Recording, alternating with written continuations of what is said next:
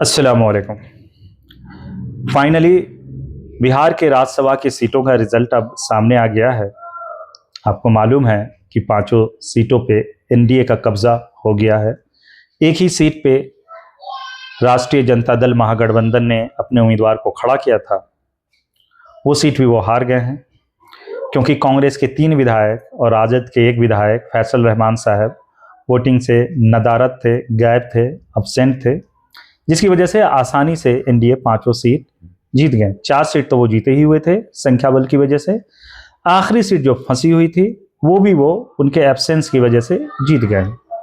लेकिन इस चुनाव के रिजल्ट ने बहुत सारे सवाल अपने पीछे छोड़े हैं। उन सवालों पे सिर्फ आप अगर गौर कर ले, आपसे मुराद मेरा बिहार के मुसलमान हैं, मुस्लिम वोटर्स हैं, तो शायद आप बिहार की राजनीति को समझ सकते हैं, देश की राजनीति को समझ सकते हैं और आने वाले चुनाव में आपको किसके साथ खड़ा होना चाहिए वो शायद आपको समझ में आ जाए। आपको याद होगा कि बड़े जोरों शोर से एआईएमआईएम अपने उन 5 विधायकों के बल पे इस तरह की बयानबाजी कर रहे थे कि जिसको सुनने के बाद आपके दिल में, आपके दिमाग में एक सवाल तो जरूर आता था कि यार ये किस तरह की भाषा का इस्तेमाल कर रहे हैं। लोकतंत्र में हमेशा बहुसंख्यक का बोलबाला रहता है, बहुसंख्यक तय करता है कौन उम्मीदवार खड़ा होगा। जिसके पास सिर्फ 5 विधायक है उससे राज्यसभा की सीट जीतना सोचा ही नहीं जा सकता है। लेकिन किस तरह के अल्फाज इस्तेमाल किए गए कि हम तय करेंगे कि कौन उम्मीदवार होगा, दारुसलाम तय करेगा, दारुसलाम की चौखट पे जाना पड़ेगा। यानी उन्होंने अपना एक बेंच मार्क बताया कि हम लोग जो है कहीं झुकते नहीं हैं, हम अपना कैंडिडेट खड़ा करेंगे, हमको सपोर्ट उनको करना पड़ेगा, हम क्यों जाएंगे, हम उनके लिए दरी क्यों बिछाएंगे। इस तरह के तमाम जो वीडियोस हैं आपके सामने आते रहे हैं। तो अब जरा उनसे सवाल कीजिए कि भाई आपने अपने असूलों के साथ समझौता क्यों किया, आप क्यों तेजस्वी के साथ गठबंधन किया। क्योंकि आपका तो असूल ये है कि आप मुस्लिम उम्मीदवार की बात करते हैं, मुस्लिम क़यादत की बात करते हैं, आप अपने संख्या बल की इंपॉर्टेंस की बात करते हैं कि मैं तय करूंगा। तो फिर तेजस्वी को तय क्यों करने दिया आपने, क्या मजबूरी थी आपकी। यानी जनता को आप क्यों नहीं बता रहे हैं कि किस तरह की डील हुई है। क्या आपको यह समझ में आ गया है कि लोकतंत्र में गठबंधन से सरकार बनती है या कोई उम्मीदवार जीतता है, ये आपको समझ में आया। तो ये बात आपको विधानसभा के चुनाव में समझ में क्यों नहीं आया था, जिसकी वजह से करीब 15 जगह आपने महागठबंधन के उम्मीदवार को हरा दिया। ये क्यों नहीं आपको तब समझ में आया। तब आपने बीजेपी को मजबूत क्यों होने दिया था। समझिएगा, राज्यसभा के जो सांसद जीतते हैं उसको वोट एमएलए देता है और एमएलए को आम जनता वोट देती है। जितनी ज्यादा किसी पार्टी के सीट्स होंगे उतने ज्यादा उनके राज्यसभा के मेंबर्स बनेंगे और जितने ज्यादा राज्यसभा के मेंबर्स बनेंगे वो ऊपरी सदन में उतना मजबूत होगा, यानी राज्यसभा में वो उतना मजबूत होगा, यानी उतनी आसानी से वो कोई भी कानून पास करा पाएगा। आज मुसलमानों के साथ जो सबसे बड़ी परेशानी है वो ये है कि एक के बाद एक ऐसे कानून लाए जा रहे हैं जो उनके दीन के साथ मुदाखलत साफ साफ नजर आ रहा है, दीन के साथ टकराव नजर आ रहा है, मुसलमानों के साथ आने वाले कल में परेशानी देखनी पड़ेगी। यानी जो बुनियाद जो है, जो जड़ जो है वो विधानसभा का चुनाव है, जिसमें आकर के अगर कोई खिलवाड़ करता है, बिगाड़ पैदा करता है, जिसकी वजह से बीजेपी के सीट बढ़ते हैं, तो उसका कल्प्रिट किसको आप कहेंगे। तो ये जो चुनाव का रिजल्ट है इसको आप सिर्फ आज की रिजल्ट से ना देखें, आप विधानसभा के नजरिए से देखना शुरू करें कि विधानसभा के चुनाव में जो समझदारी आज एआईएमआईएम ने दिखाई है वो तब क्यों नहीं दिखाई। यानी मुसलमानों के साथ जानबूझकर कि उन्होंने खिलवाड़ किया कि बीजेपी के विधायक को जीतने दिया उन्होंने ताकि राज्यसभा में उनका बहुमत हो जाए। ये जो 4 उनके क्लियर कट अनअपोज्ड वहां बिहार में जीते हैं उसकी वजह क्या थी, क्योंकि 15 जगह उन्होंने उम्मीदवार खड़ा करके लालू की पार्टी को यानी कांग्रेस और राष्ट्रीय जनता दल के महागठबंधन को हराया उन्होंने।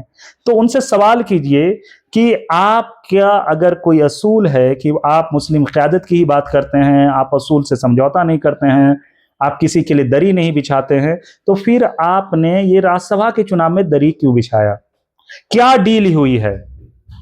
क्या आप आम चुनावों की तरह जिसमें जो है सो प्रत्यक्ष रूप से जनता शामिल नहीं होता है। जैसे जिला परिषद के चुनाव में चेयरमैन का चुनाव होता है, जिसमें हॉर्स ट्रेडिंग होता है, एक एक जिला परिषद को खरीदने की खबर आती है, लाखों में खरीदा जाता है, करोड़ों में खरीदा जाता है, तब एक चेयरमैन का चुनाव होता है। उसी तरह राज्यसभा में बहुत सारे एमएलए को देखा होगा आपने, खरीदा जाता है, जिसके डर से पार्टी व्हीप जारी करती है, होटल में लॉक कर देती है, बंद कर देती है।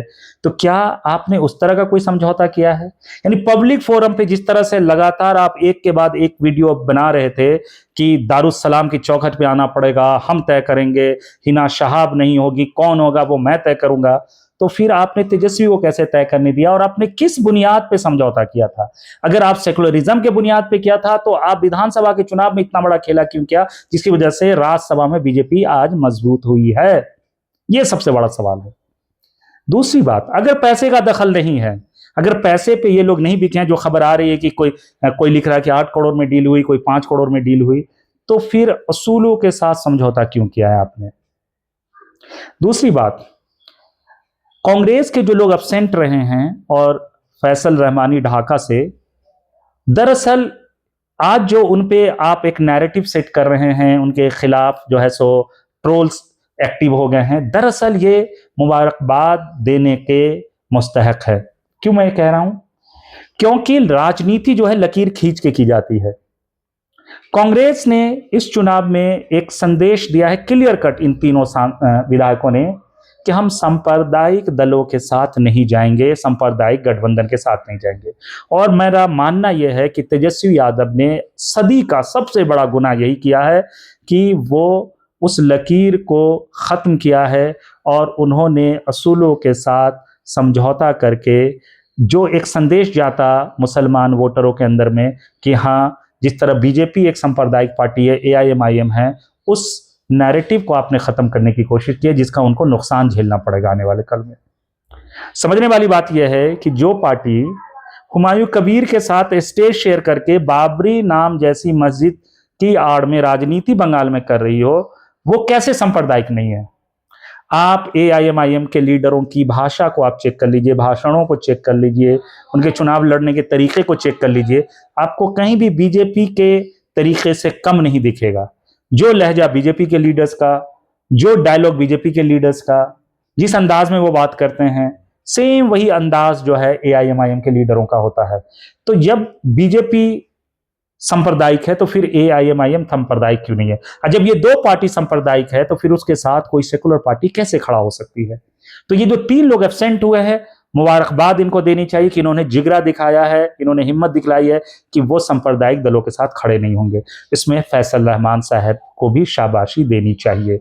उनकी बुराई, उनको ट्रोल करने के बजाय उनकी हौसला अफजाई करनी चाहिए कि उनका जो भी फैसला था, भले वो अपनी अम्मी की बीमारी की बात कर रहे हैं, जो भी कर रहे हैं, हो सकता है वो जेन्युइन हो, लेकिन मेरी नजर में as a analyst, as a राजनीतिक विश्लेषक, मेरा ये मानना है कि ये बेहतरीन कदम है, क्योंकि एआईएमआईएम एक सांप्रदायिक पार्टी है और ये जो पूरा खेल वो रच रहे थे, वो किसी न किसी अपने हिडन लालच में रच रहे थे। क्योंकि अगर वो असूली पार्टी होती तो वो विधानसभा में भी वही करती जो अभी की थी, इसलिए उनका कोई असूल नहीं है।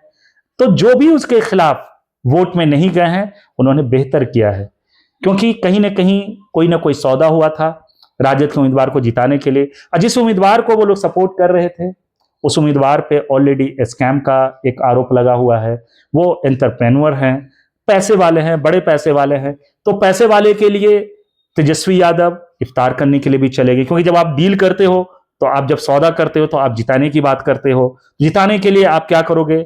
आप झुकोगे भी। आपने झुका, लेकिन आज भी कुछ लोगों का ईमान जिंदा है, जिसमें कांग्रेस के विधायक और फैसल रहमानी ने एक जिंदा सबूत दिया है कि उनका ईमान जिंदा है, वो सांप्रदायिक दलों के साथ नहीं जाएंगे।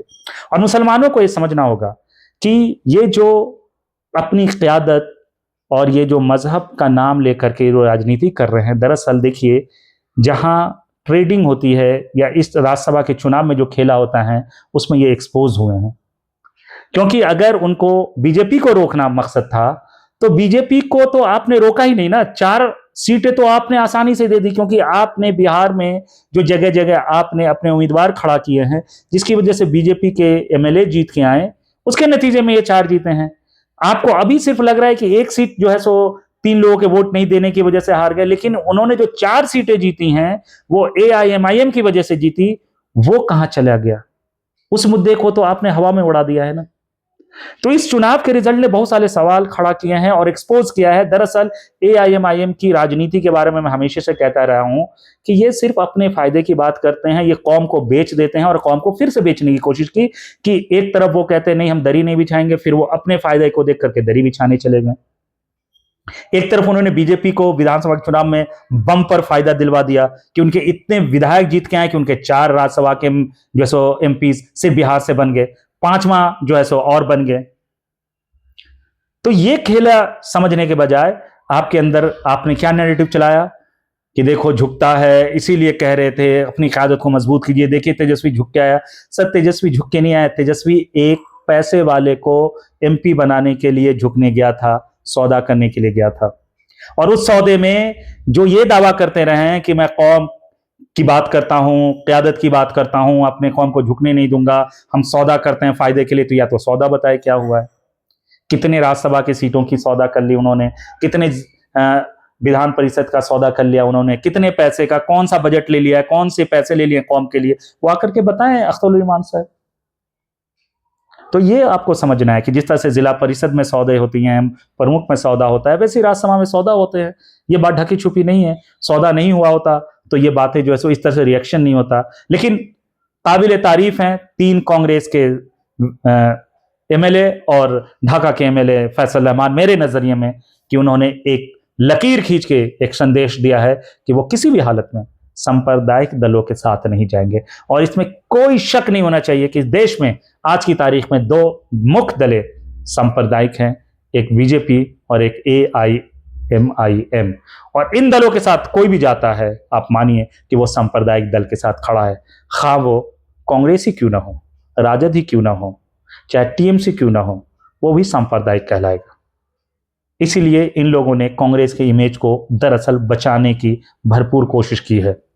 इंशाअल्लाह अगले वीडियो में फिर एक विश्लेषण लेके आऊंगा। तब तक के लिए आप मुझे इजाजत दीजिए। जय हिंद, जय भारत।